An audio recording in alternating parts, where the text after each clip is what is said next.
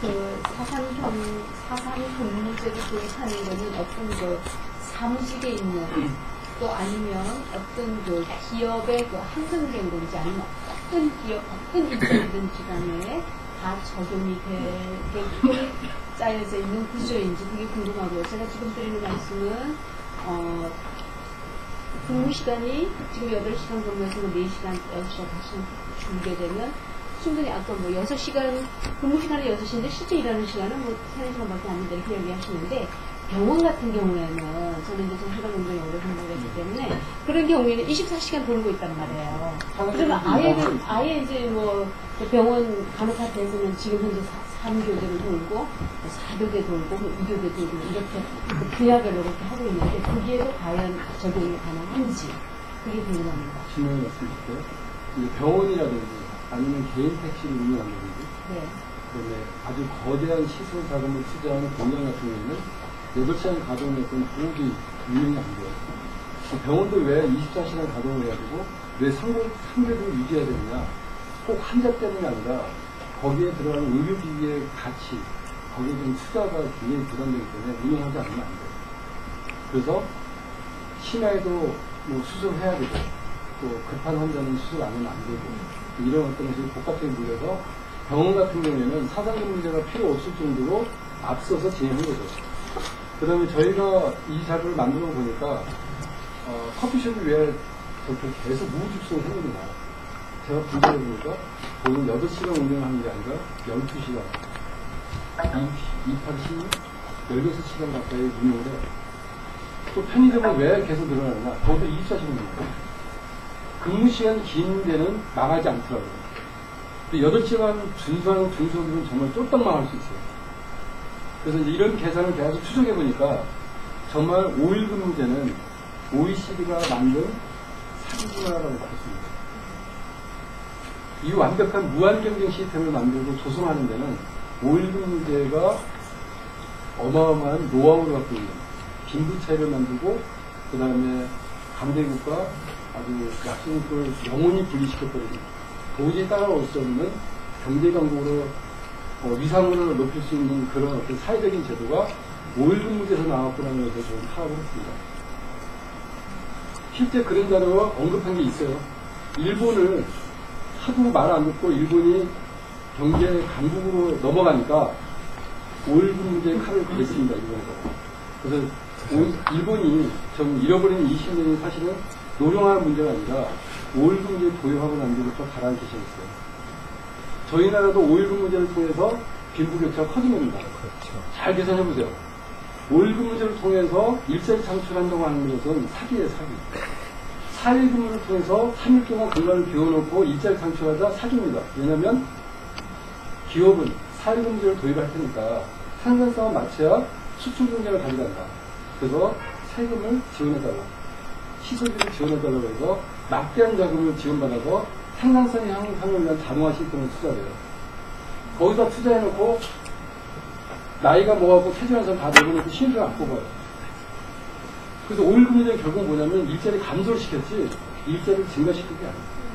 여기서 뭐 타임세와 어쩌고저쩌고 하는데 결론은 일자리가 감소해요. 그리고 대기업은 어떻게 하면 일자리를 감소해야지만 존재하는 거죠. 살아남아요. 그들이 나쁘다가 아니라 그렇게 안 하면 경쟁력이 없어요. 그래서 일자리는 고임금을 없애고 어떻든 간에 막대한 투자를 해서라도 10년 안에 투자 시설비의 29배, 3배수가 나온다면 막대한 투자를 해서라도 자동화 시스템에 도입을 해요.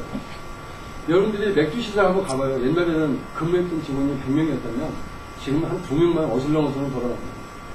다 자동화 시스템이 나와요.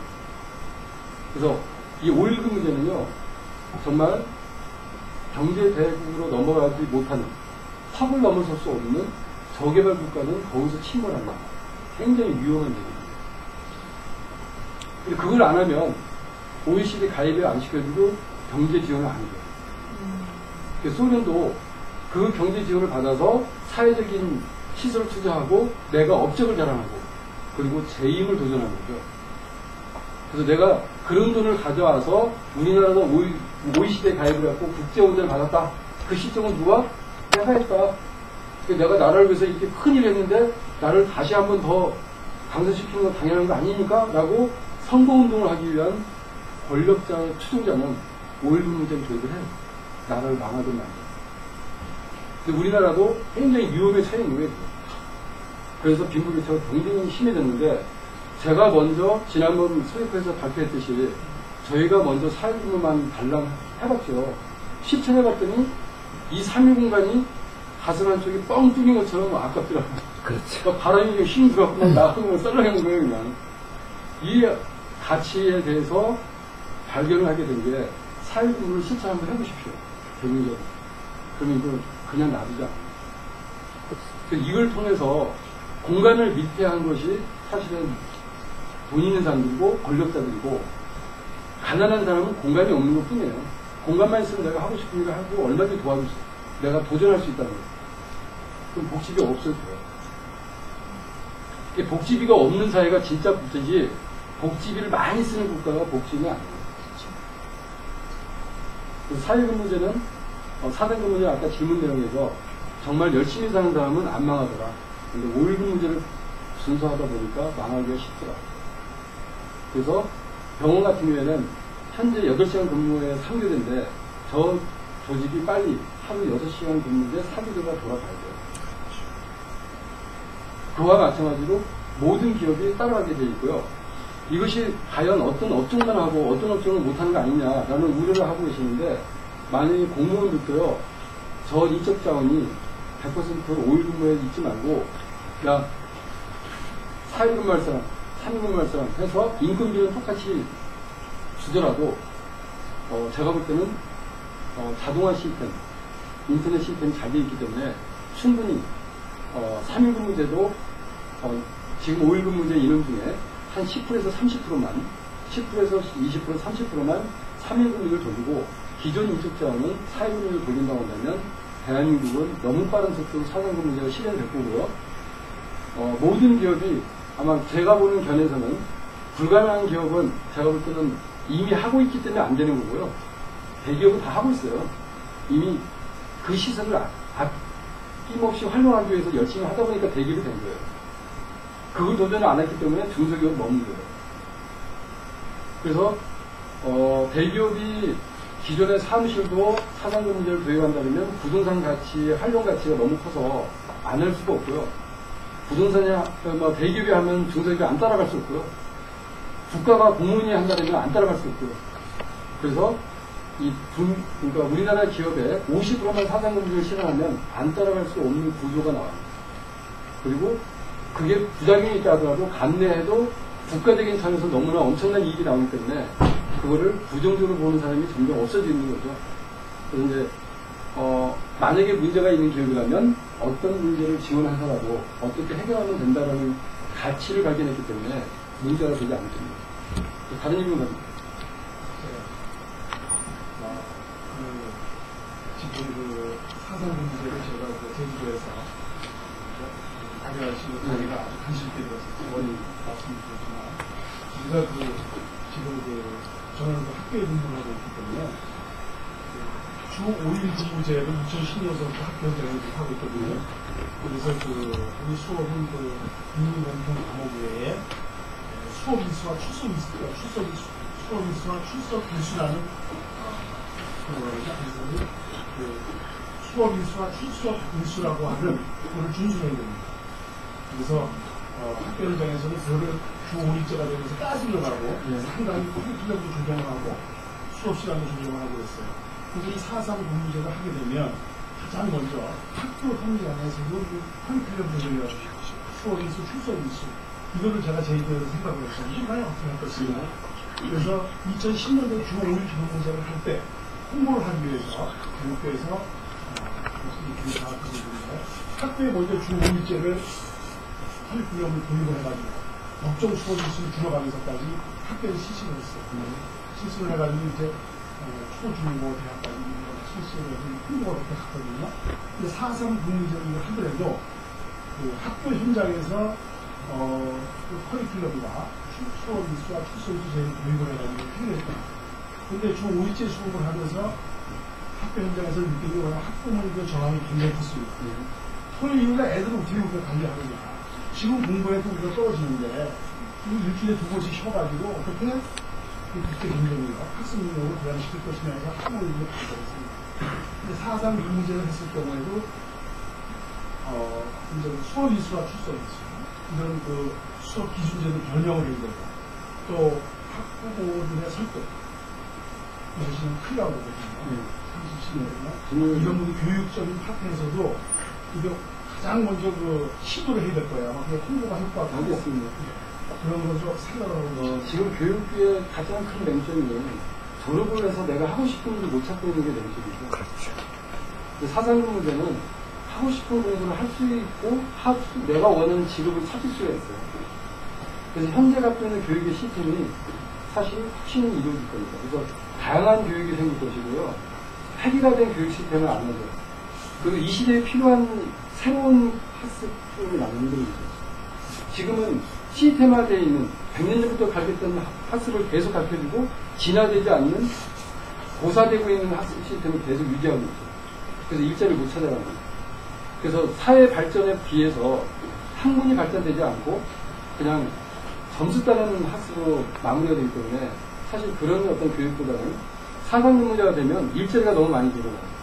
내가 하고 싶은 일을 얼마든지 할 수 있는 그런 어떤 사회적인 환경이 바뀌기 때문에 제가 볼 때는 훨씬 더 많은 교육이 재미있게 진행될 수 있는 게 나는 사회만 일하고 하루는 현장 학습할 수 있는 시스템이 돼야 된다고 해요. 학교에서만 배우는 게 아니라 내가 배운 것을 실제 현장에서 한번 써보고 내가 원하는 직장을 알바를 할 수 있어요. 그래서 누구든지 배우고 누구든지 돈도 버는. 왜 배우는 동안 돈을 계속 내야 되느냐? 그렇지 않다는 거죠. 그래서 그만큼 다양한 학문이 발전이 될 것이고 다양한 직업으로 확산되기 때문에 공부하고 싶은 게 더 늘어나고 취업이 목적이라고 한다면 경쟁력이 목적이라 한다면 훨씬 더 빠른 속도로 낼 겁니다. 제 답변에 만족을 못 하실 수 있고요. 이 질문에 대해서 저희가 지금처럼 사상근무 7일 경영을 통한 통일경제가 아니라 교육 문제, 이 교육 문제를 어떻게 해결하면 좋겠느냐라는 거에 대해서 이제 함께 이런 자료를 만든다고 한다면 준비되어서 저희가 강의를 할 때 한번 초대해서 또 한번 이렇게 말씀을 드리겠고요. 이런 문제를 통해서 어린이방을 어떻게 해결할까? 그러면 저희가 다음 주에 준비해서 할 수가 있는데요. 다음 주에는 어떤 발표가 준비되어 있냐면 우리 박예란 씨가 지난번에 교환 여행을 했었잖아요. 요번에 이제 교황이 오죠. 그래서 이제 그 교황이 오면 이제 거기에 또 참석하는 이제 그 선택이 됐습니다. 와. 그래서 거기에다가 빨리 제안을 할 게 뭐냐면 세계 순례여행, 세계 교환 순례여행이죠. 그거를 준비해서 여기서 빨리 연습을 해서 거기 가서 발표를 해라. 와우. 이걸 준비하기 때문에 다음 주에 또 한번 오시는 거예요. 맞습니다. 여기를 두고 제 생각이 있는데, 제주도에서 처음에 가게를 듣고 공부조회원 박수전에 개인적인 대화를 통해서 굉장히 빨리 제가 지식을 이해했어요. 개인적인 경험인데 38년도 인도를 여행을 가면서 유학을 갔는데 독일에서 유학으로 온 그 클래스메이트들이 교육기간이 끝나고 나서 우리들이 한 달을 더 이걸 여행을 하고 교육하자. 그래서 뭐 한 달 정도 그 빌리기 하는 거 아무 문제가 없었어요. 근데 독일에서 온 친구는 안 된다고 합니다. 그다음에 절대로 안 된다고. 그 이유가 있어요. 아파트를 유학 오는 그 기간 동안에 딴 사람으로 임대를 하고 자동차로 임대를 했기 때문에 안 된다. 그 기간에 딱 끝나는 날 안 가면 큰일이 일어납니다. 그래서 이제 내가 독일을 가게 됐고 그 독일에 가서 그 공간 활용이 이미 그때 이루어졌어요. 그렇죠. 지금 89년도 얘기입니다. 그 아파트마다 이렇게 큰 텐트들이 그 구방식 땡볕을 5개가 있는데 이게 뭔가 했더니 분리수거하는 쓰레기통에 하나님 별 26개 제가 뭐 하나의 스쳐도 이렇게 5개가 들어져 있고 저기 엘리베이터에 놓고 무조건 1층에는 장애당한 노인이 살고 젊은 독신자는 무조건 꼭대기 1층에 살아야 되고 근데 이런 것을 보면 빨리 개발했어, 그죠? 빨리 처리 안 해요. 그런 승인들이 빨간 거. 친구 되려고 챙겼구만. 그 다음에 아까 안 말씀드린 우리나라에서 성공 사례가 있는 아니, 이런 사람하고 못한다고 성공 사례가 많아요.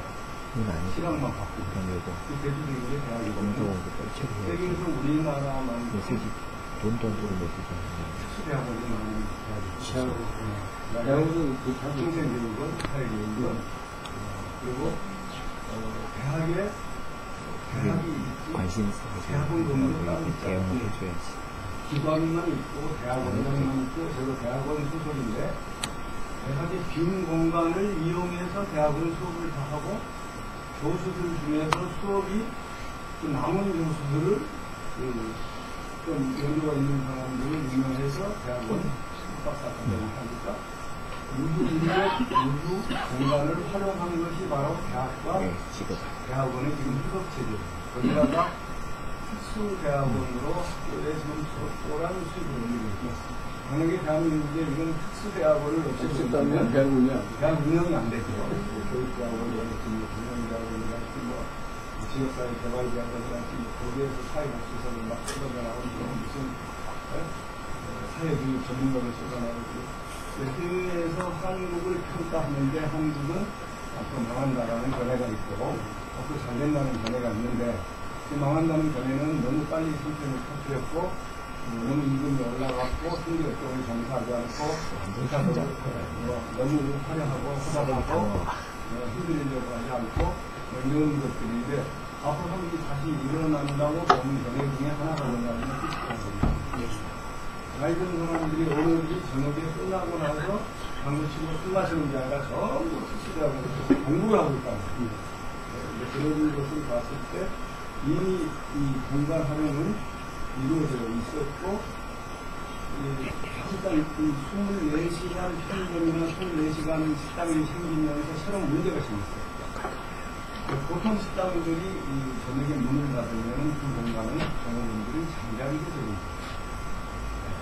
술을 보는 아줌마들 그냥 거기에 삼치고 이불 덮고 자고 옷이나 이런 거 벽장에 넣어놨다가 낮에는 그들을 선물을 받으면 밤에는 그들이 생활 공간이 되는 거죠.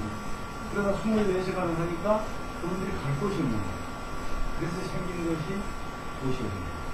새로운 업종이 생긴다는 거예요. 그러니까 제 얘기 요지는 뭐냐라면 지금 이런 4.3 경제 4.3 7 경제를 내려면 뭐 많은 노력이 들어오고 공격도 들어오고 그 문제를 해결할 네, 그렇지만 이것이 확산이 되면서 전적으로 새로운 업종도 생기고 이런 것을 많은 정책에 가져가고 보고 조금만 시간을 바꿔서 보면 이미 우리 주변에 이렇게 공간 활용을 하는 4.3 경제 이런 것들이 있어 왔다. 대표적인 것이 아까 이제 병원 얘기를 들었는데 대학도 그렇고 뭐 식당도 그렇고 모든 기업들이 대기업들이 이렇게 근무제를 하고 있잖아요.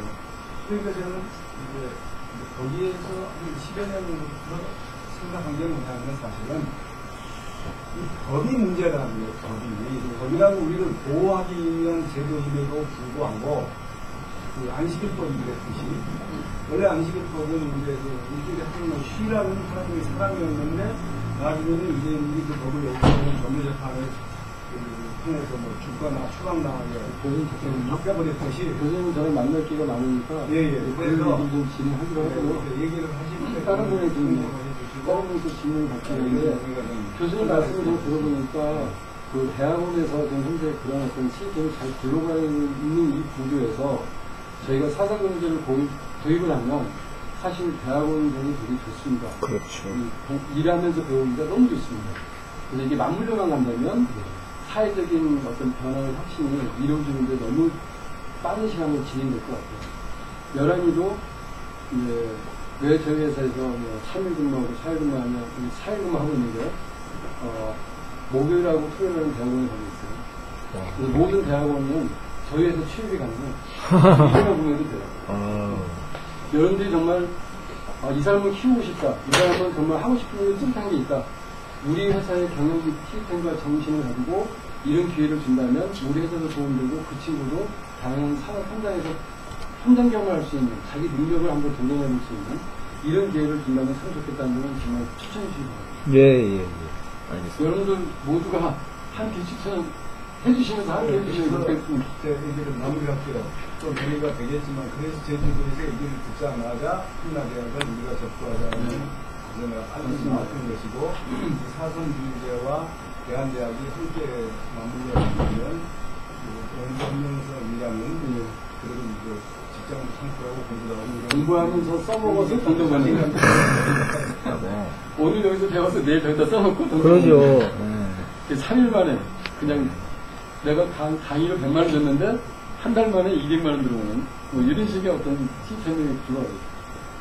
질문을 많이 하실 것 같은데 아끼지 말고 질문도 해주세요. 질문 없이 100% 만족하시는 거 아니죠?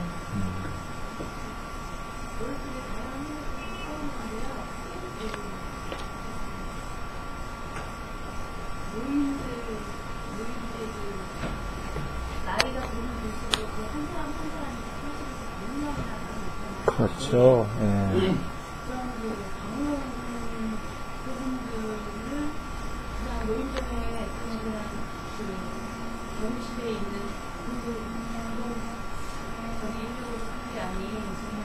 공이. 아니, 괜찮아. 안녕하세요?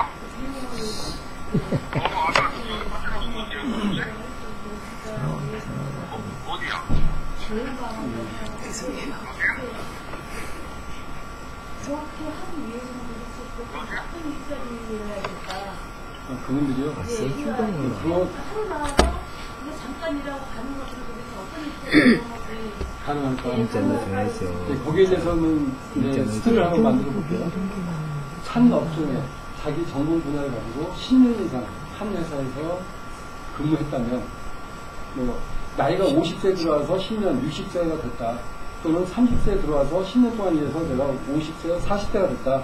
이런 사람은 공부하고 싶거나 쉬고 싶거나 여행을 가고 싶거나 했을 때 주 1일만 근무하겠다는 것이 얼마든지 가능한 이유냐. 아까 제가 한 집은 두 회사가 있다고 했잖아요. 네. 그래서 내 사업과 유사한 협동조합을 하나 만들면 경영자 입장에서요, 영리사업을 하는 입장에서 협동조합을 하나 유사하게 하나 만들면 어마어마한 경쟁력이 생겨요. 5일 근무만 하는 회사는 원가가 100원이 들어가는데 사상근무제 협동조합 하나 만들어서 생산을 해보면 생산을 2배 도전할 수가 있고요. 원가는 30%에서 50% 절약이 돼요. 지금 제가 이거를 왜 아까 모금한다면서 컨설팅 한다고 했잖아요. 적자를 10% 본다, 20% 본다 그러면 저 1년 만에 원가 10%, 30% 전락해 줄 수 있어요.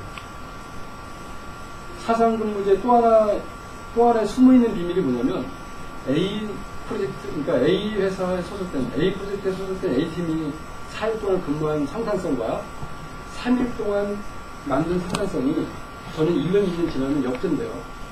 3일 동안 일한 사람이 더 많은 생산성을 높이고 월급을 4일 근무제보다 더 많이 받아가게 돼 있어요.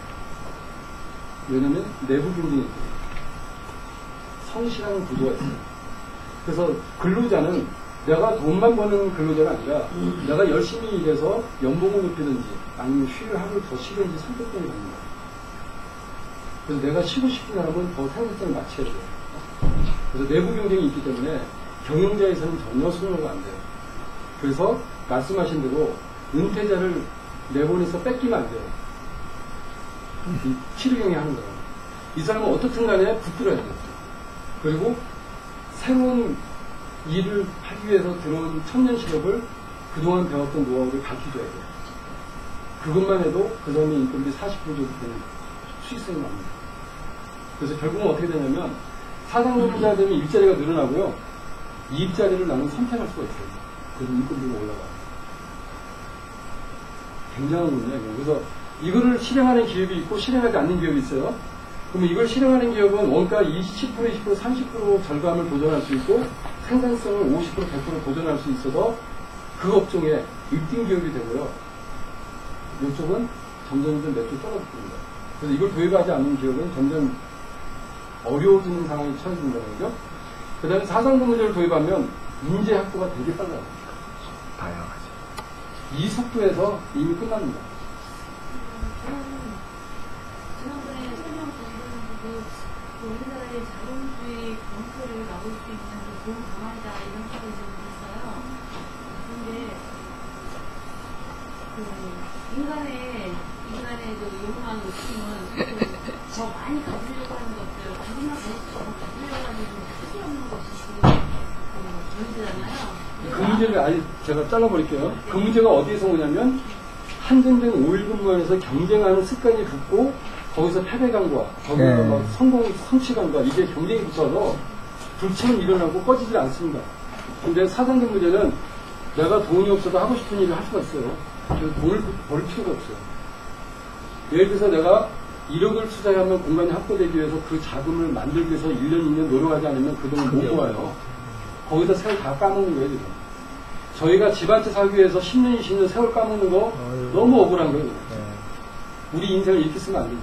그러니까 그렇게 하기 위해서는 정신을 다시 말하면 이 사회에 그런 그 의식 변화 운동도 같이 이것이 돼야 되는 건데, 근데 그 기간 동안에 아까 말씀하신 것처럼 그 자본가가 그런 자신의 그 돈을 더 수축하기 위한 하나의 수단으로 쓰여진다면,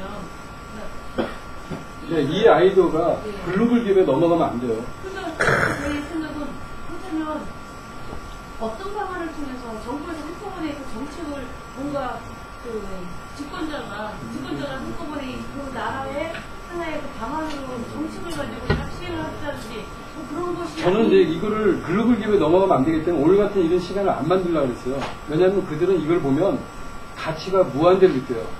여러분들이 제 얘기를 듣고 느끼는 가치는 요만하면 그들은 돈 버는 우주만큼 커요, 우주만큼. 그래서 큰일 나요. 근데 이거를 이미 여기 있는 이야기들을 페북에 다 올리고 있잖아요, 지금 우리들은. 이제 그러니까 제가 이걸 강의하면 이제 그렇게 할 거라는 생각은 들어서 안 하려고 그랬어요. 1년 이상 그 시간이 제가 괴로웠어요.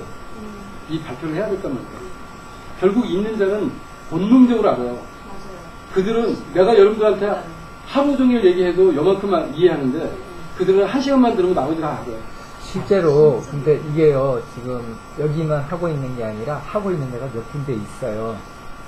저희가 이렇게 생각했던 거는 왜 공간 활성화를 하자고 했냐면은 우리 젊은이들이 그런 공간을 주고 기회를 주면은요 그러니까 알바를 안 해도 돼요. 예, 알아서 그러면 더 집중력이 좋아지고 자기가 하고 싶은 걸 하게 되고 생산성이 높아질 수 있거든요. 그걸 이 기업이나 권력자들은 안 만들어 주려고 그러죠. 계속 알바를 하게 만들어야 그게 돼요. 5일 근무제 아주 못된 속기술이라는 걸 빨리 깨달아야 돼요.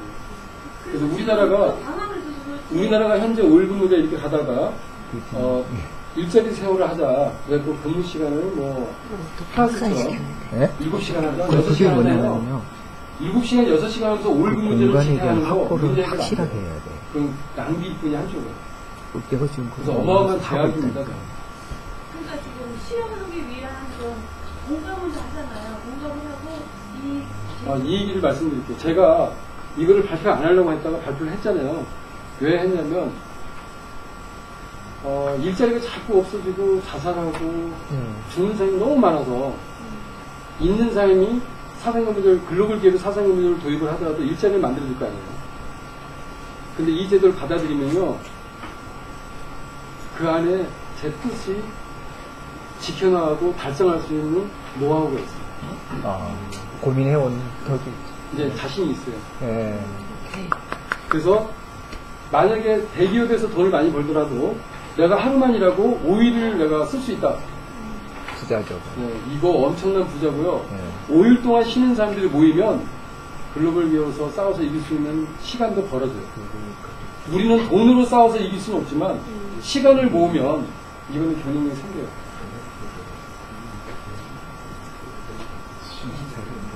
시간을 모으면 우리는 얼마든지 이깁니다. 그러니까 지금 다시 말하면 다음 주에 이 시간을 다시 한번 더 쓰고 수요일을 보자 이 얘기잖아요. 우리가 만약에 3일 근무를 한다. 근데 꿈이 여기에 꽂혔어요. 이게 가능성이니까 그럼 모일 수 있는 게 가능하잖아요. 그래서 우리 꿈은 별도로 꿀 수 있다는 거죠. 대기업하고 상관없이. 그래서 대기업은 그 힘을 인정하면 그들의 말을 받아들이고 수용하는 게 살아가는 거죠. 그냥 제가 보니까 상당히 좋아요. 4.3들은 그냥 미국만 가시라고. 몰빵에도 있고요. 네. 이 4.3들을 통일 까지. 시스템에다가 하는 거는 좀 더 로직한 필요. 네. 그걸 지원해 주시고요. 제가 이제 그때 학회를 만들어야 돼. 아, 우리 교수님이 연결되면 몰빵을 지원받겠다.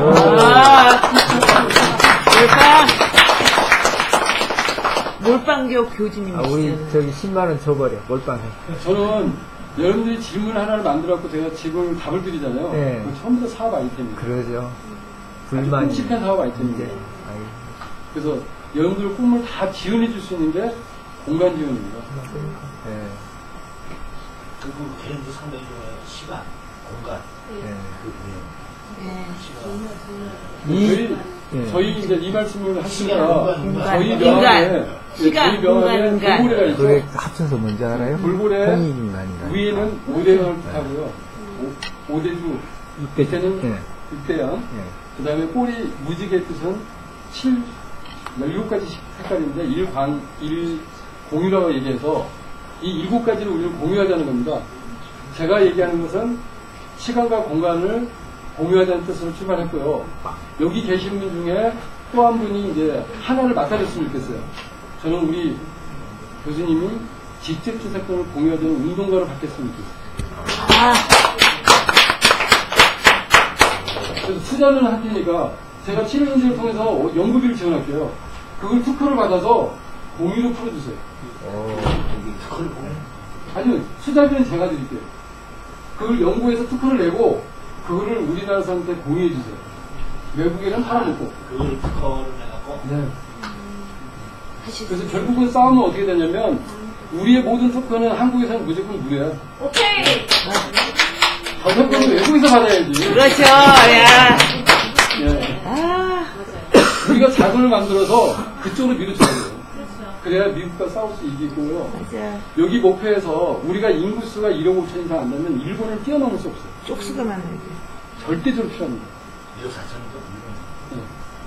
1억 5천 이상 되어야 저희가 비로소 일본을 극복하고 일본이 가장 우리의 적군이에요.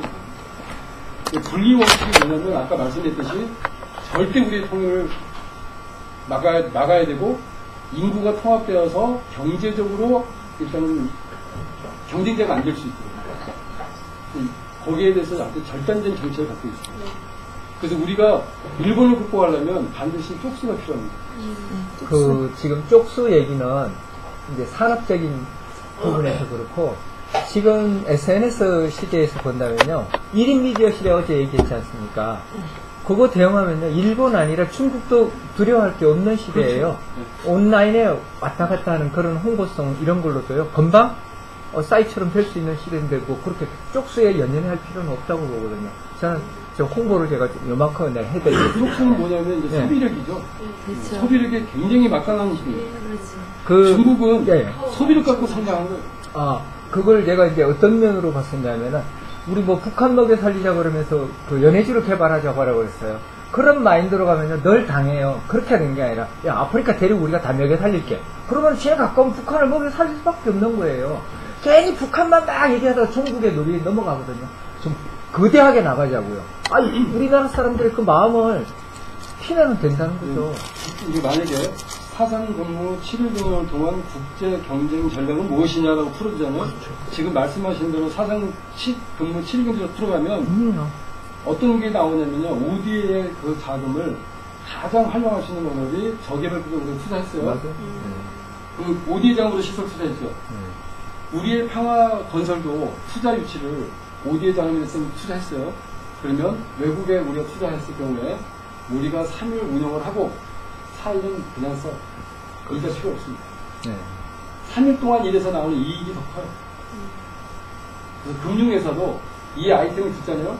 제가 국민은행에다 얘기해서 컨셉트 비용 2% 받아서 통일모금을 하고 싶은 거예요. 국민은행에서 이 아이디어를 들으면 투자를 시설해주고 이자는 필요 없고 3일만 내가 쓸 때 너 어떠니? 라고 했을 때 생계형으로 하고 있는 식당이나 이런 모든 그 창업을 중심으로 해서 가계부채를 갖고 있는 사람들이 3일 동안 비워주고 내가 이자 없이 원하는 돈을 빌려 쓸 수 있다. 아깝게 이렇게 내놓죠. 그럼 거기에 실패해봤던 사람, 한 번 더 도전할 수 있는 기회를 줘서 똑같은 업종으로 묶어주면 그 가게 살아나게 돼 있어요. 살아나면 그 가게가 저절로 성장하고 3일도 전쟁전 성장하게 돼 있어요. 그래서 저는 제가 금융업을 한다면 저는 이자 받지 않고 3일, 주 2일만 내가 운영할 수 있다면 얼마든지 돈을 지원할 수 있다.